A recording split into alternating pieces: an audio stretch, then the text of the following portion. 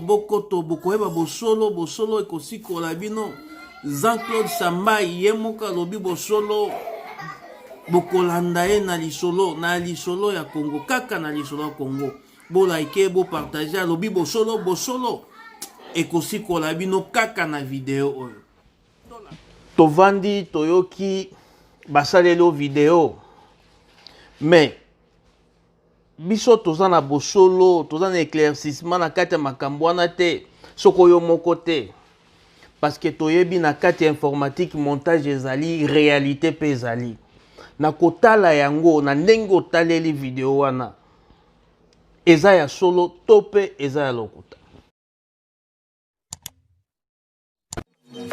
Bonjour père, bonsoir bande konanga du solo à Congo. Na kimi mbango tango na yoki video ebimi. Na moni papa Jean-Claude aleki na Facebook ngabi te, nga na koki kotongo te, il faut na comme pa na ye to beta masolo ya Congo. Tokoloba bosolo ekosi kola biso Kir Civil 63 501. Papa Jean-Claude Mbote papa. Na sepeli koyambo na lisolo ya Congo. Toyemba mbangu parce que sango etamboli babi wana ba publier ezali yo to video wana ezali lokuta. Donc c'est-à-dire que vidéo wana ezali lokuta na façon au basali mixage ya nini, basali mixage ya ba image wana.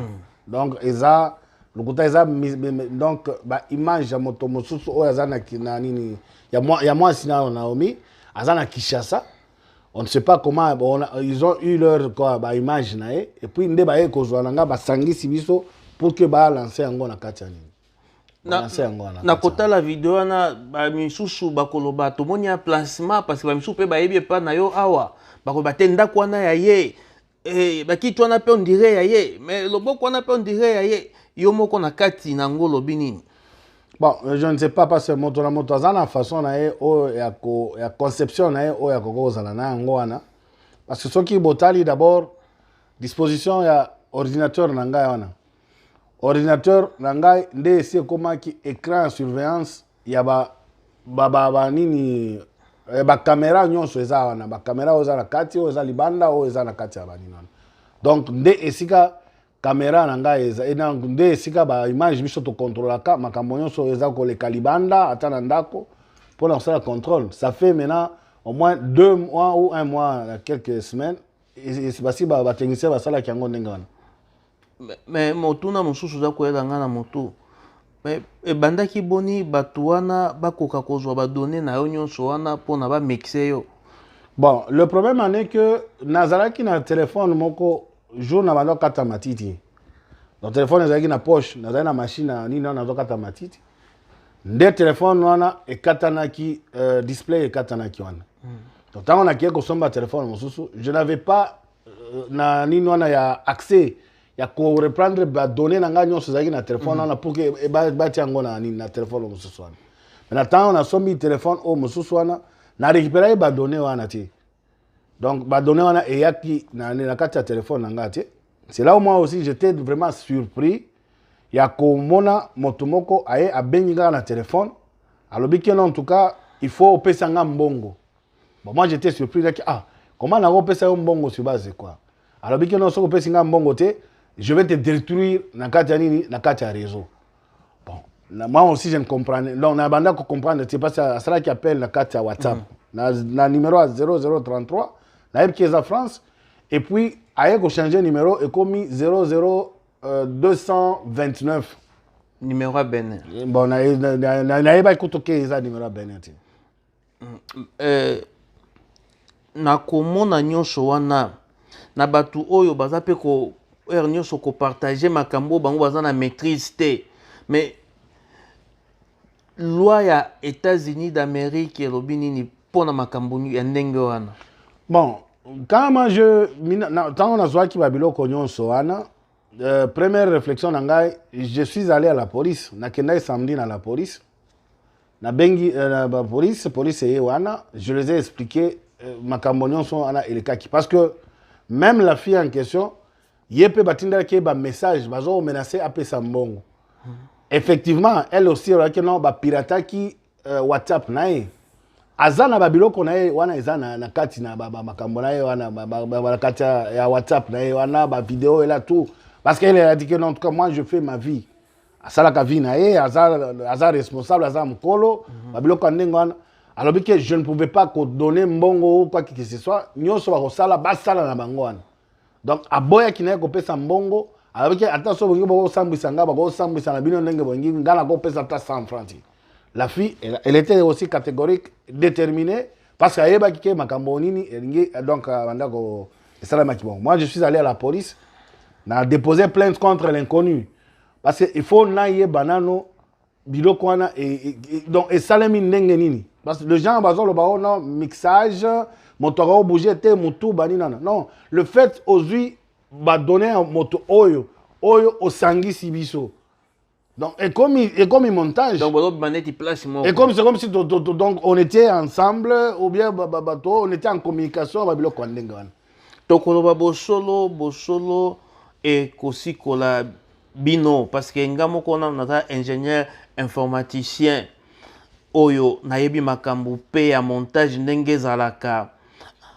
To beta bosolo esikola biso.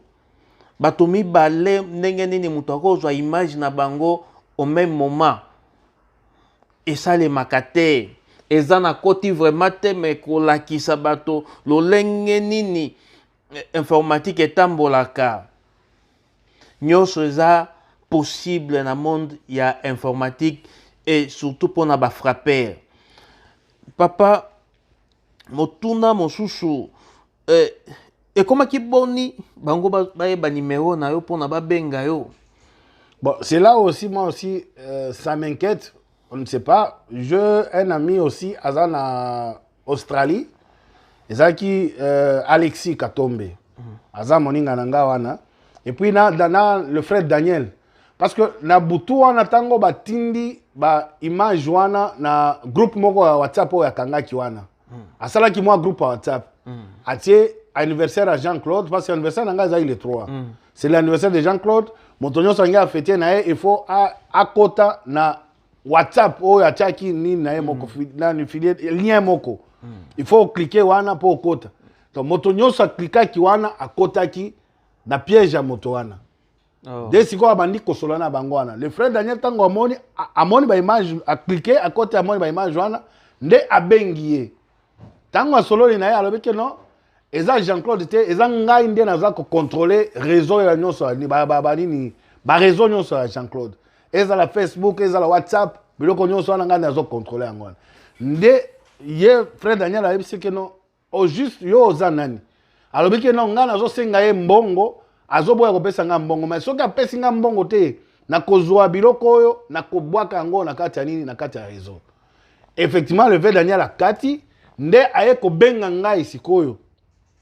Le temps toujours solo na alors que kutu na lingaki na ye banano parce que moi ça m'a inquiété que non comment Jean-Claude a vu ba image ya moto asambwisi moto na sens wana c'est comme si ngai nde na vu ba image na boa kango na kati na publier ba image wana tokoloba bosolo et kosikola biso papa Jean-Claude na kota la caméra il faut na koyebisa batu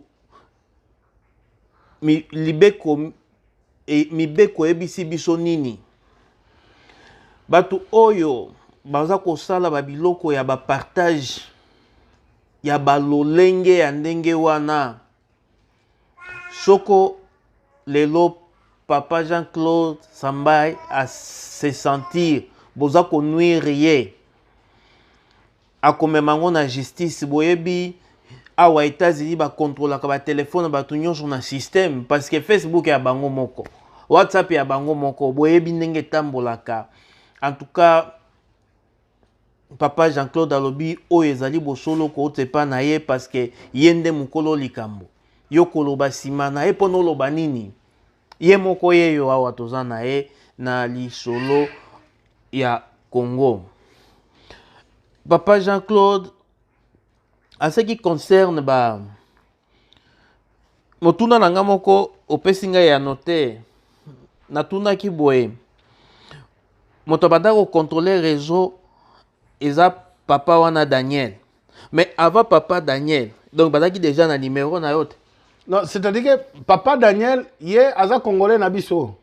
Il est tant moni à côté qui na anniversaire, ça moni qui a anniversaire peut-être dans souhaité peut-être ngande na sali lié wana. Or lié wana ngande na sali ngoti. Ah donc ça déjà lié à l'autre. Moto wana sala qui lié à l'okota.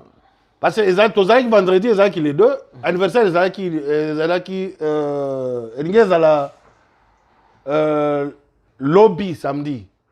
Makambo salama samedi vendredi butu. Parce que tant que ça ba discussion awa donc to potana na depuis de 19h jusqu'à 1h. Donc maintenant Papa Daniel il peut tant côté na lien wana nda moni. Si tant bengi lui il pensait que azo solo na ngai. Or azo solo na moto wana. Après nde atuni que est-ce que j'ai encore dans un nyongona akiko aza nyongona ngate il faut appeler sanga mbongo. Nde alobeki en tout cas akati nde aye ko benga siko ngai siko na numéro na ngai. Tango bengi ngai wana to sololi na ye na numéro normal siko to sololi na ye wana. Nde explique non il y a ça et ça et ça et ça et ça qui. Na que non awa bozolo ba wana mama moko pe auto ko benga nga mama Tresilia. Ye pende abenga no papa jango oza ke na zana ndako. Oza na ndako oza bien na que oui na za bien. Ozo se na sina vandi na ngala ndako.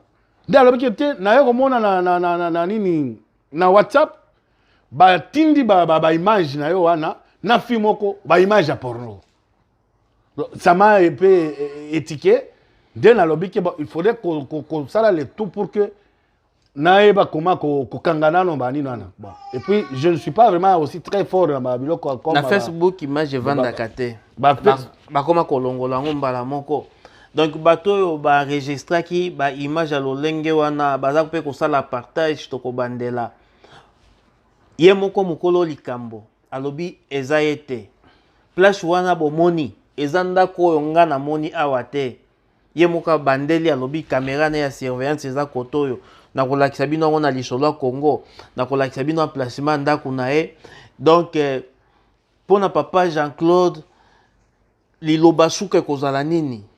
Bon, par rapport à makambo ndenge wana bien kezayote liloba suka ngai na bord naza ko loba na bande ko nga o mususu baza awa ba o bazo détenir ba image wana et ils font le trafic parce que batinda ngo na ba j'ai des noms batinda ngo na ba Illinois batinda ngo bisika nyonso. D'abord premièrement moi je suis un américain. C'est là où les gens vraiment baza ko bossa parce que quand j'étais à la police m'a dit que clairement il m'a dit que non aux États-Unis ce n'est pas permis même si c'était vrai que c'est toi. Mais moto mosusu aza na capacité à kozwa ba image wana à trafiquer banda kotinda ngo wana pas bato wana. Si tu as les gens avec exactitude que bato kingani ne bazo sala biloko wana pona konuire yo lisusu, tu n'as qu'à venir ici et puis nous donner des informations claires et fiables et on mettra ces gens donc la main sur eux et puis ils vont te dédommager. Parce que je suis une victime ya eloko moko comme linga wana. Naza kolukana no bato nini oyo basali nga biloko wana. Et après, si je te trouve que non, peut-être à en acquérir civil, il y a quelqu'un, peut-être dans l'indifférence, et tu continues, là, en tout cas, tu seras la première victime à aider à te démanteler réseau à Batouana. Parce que tu seras aussi tombé dans le même sac. Na Batouana, toi et Bakeno, ils ont peut-être bino pe bozana kati, bino de bosalinga makamwana, et puis ça sera très grave, parce que nous irons à la justice. Papa Jean-Claude Auti Koloba Bosolo et si Kolabino Kirceville 63 501. Aza Claire Nanyonso. A bon attendeur. Sali. Merci. Merci.